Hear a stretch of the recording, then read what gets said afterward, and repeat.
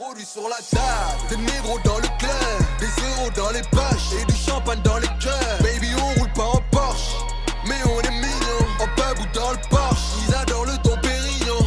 Suprême et le Titan. What's up, y'all? It's your boy Super Enso, but call me Enso, because I ain't super. On a ici comment je pourrais dire ça là? Un des piliers derrière justement la musique de Niska, si on veut. C'est quelqu'un qui le suit quand même assez partout. C'est monsieur DJ Titai, a.k.a. monsieur Turn Up. Ça va? Ça va et toi? Ça va très bien, tranquille. Premièrement, je vais juste commencer par te remercier pour le temps que tu nous accordes. Ah, merci à vous déjà. Comme je dis, moi, justement, en entrevue, j'aime ça faire un retour aux sources. J'aimerais comprendre, pour ceux qui ne connaissent pas ton parcours, parle-nous un peu de comment ça a commencé, puis comment on est rendu là, ici, aujourd'hui, ensemble. DJ Titai, on va dire ça fait à peu près 15 ans que je suis dans la musique, tu vois, que je commence à mixer. Aujourd'hui on peut dire DJ, producteur, beatmaker.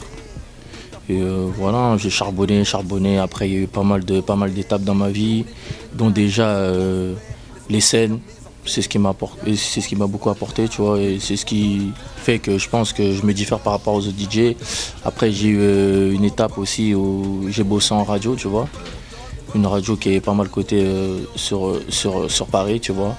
Et après, voilà, à côté de ça, je me suis mis dans la production, tu vois. Ça veut dire que je produis mes morceaux, je compose et voilà, quoi. C'est ce qui fait DJ Titai et Monsieur Turn Up, parce que depuis que je suis petit, c'est ATL, tu vois, c'est Atlanta, tu vois, c'est ma vibe, tu vois ce que je veux dire. Ça veut dire le Turn Up, en vrai, c'est en moi, tu vois ce que je veux dire. Donc voilà, c'est ce qui me définit, Monsieur Turn Up. That's what's up.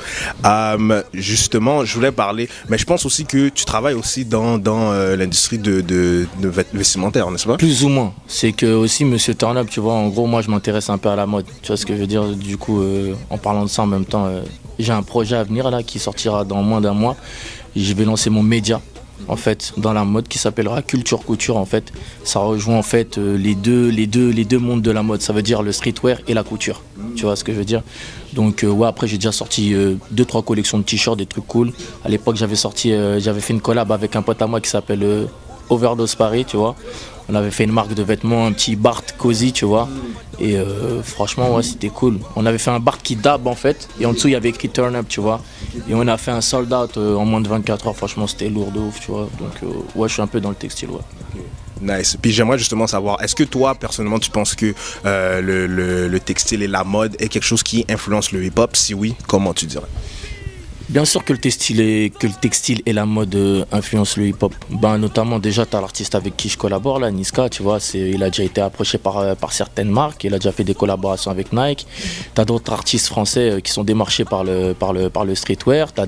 Tu peux voir des A$AP Rocky, des Travis Scott, ou bien même par exemple des DJ Khaled, tu vois. C'est un petit peu moins accentué sur ça, puisque je pense qu'ils s'en bat les couilles, tu vois. Mais en vrai, quelque part, on nous rend ce qui nous appartient déjà de base. Tu vois ce que je veux dire? De base, la mode, c'est dans la rue, c'est dans la street, tu vois ce que je veux dire?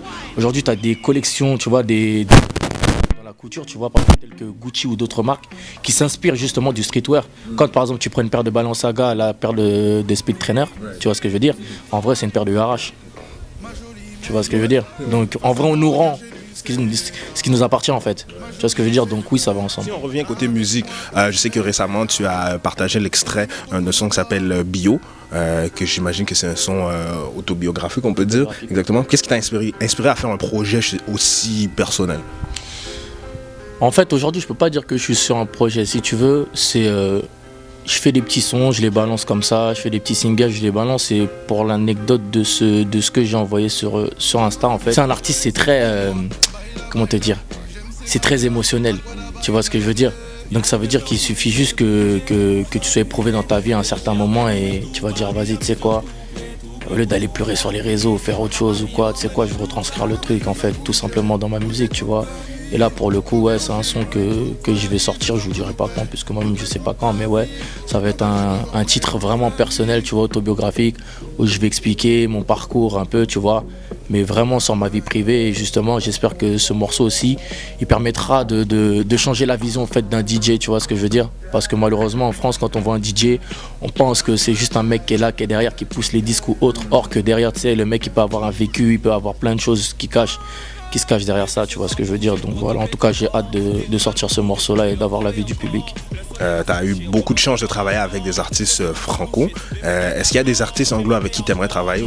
Franchement, production, pour l'instant, on va se calmer, tu vois, puisque eux, tu vois, faut aller les voir avec un CV, puisque voilà, tu vois. Mais ouais, bien sûr qu'il y a plein d'artistes avec qui j'aimerais travailler, tu vois. Après, comme on dit, chaque chose en son temps. Là, pour l'instant, tu vois, je suis français, je viens de la France, je pense que c'est en France qu'il y a des choses à faire, tu vois ce que je veux dire. Aux États-Unis, je vais pas dire qu'il y a tout, parce qu'on a toujours notre petite touche Frenchy, tu vois. Mais ouais, après, en vrai, j'aime travailler avec les Français aussi, tu vois. Parce que, Dieu merci, aujourd'hui, notre musique, elle a évolué, tu vois. Moi, je sais qu'à l'époque, quand j'étais petit, il y avait que 3 morceaux qui passaient, 3 morceaux de rap français qui passaient dans les clubs. Aujourd'hui, tu as des sons qui dépassent les frontières, tu vois ce que je veux dire. Quand moi, je vais aller le mois dernier et que j'arrive et que, tu sais, là-bas, ils sont très dans le plug, tu vois ce que je veux dire. C'est-à-dire que je suis avec un gars, moi, là-bas, il vient, il rentre, tu vois. Il dit, ouais, et tout, vas-y, je suis avec mon gars et tout, c'est le DJ de Niska, tu vois ce que je veux dire. Et les mecs, ils viennent me voir, ils me disent, ah ouais, t'es le DJ de Niska, nanani, nanana. Ça veut dire que déjà, tu vois, ça te prouve qu'il y a une évolution. Parce que tu as un artiste comme ça, en fait, qui, là, on défonce toutes les frontières. Tu vois ce que je veux dire. Là, il n'y a plus de code. Donc, en vrai, autant rester à la maison. Tu vois, tout simplement. Après, ouais, les Kerry, ouais, si ça arrive, je cracherai pas dessus. Mais ouais, là, je sais pas, j'ai personne en tête avec qui j'aimerais genre bosser. Ou, tu vois, je préfère faire le boulot d'abord en France, tranquille. Pour les gens qui ne savent pas, DJ Titaï, c'est haïtien lié. Puis, il vient en France, justement. Il n'y a pas beaucoup d'Haïtiens. On a l'Africain, on a des Arabes, on a des Rebeux, comme on dit. Mais sinon, des Haïtiens. Côté haïtien, c'est ça que j'ai besoin de savoir. Même par contre, on est où, mon cher? Haïtien au craché.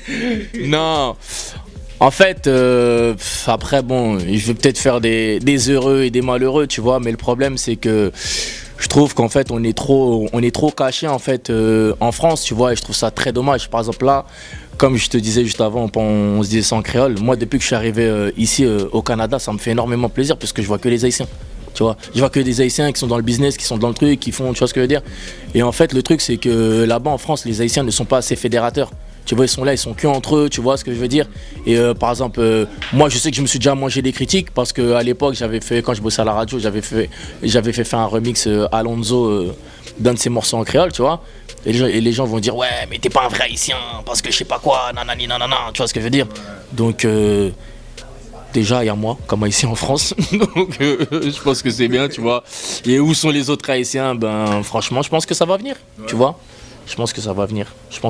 Après, il y a Gâteau aussi qui est un peu dans le game, tu vois. Mais bon, lui, il vient pas de la France, tu vois ce que je veux dire.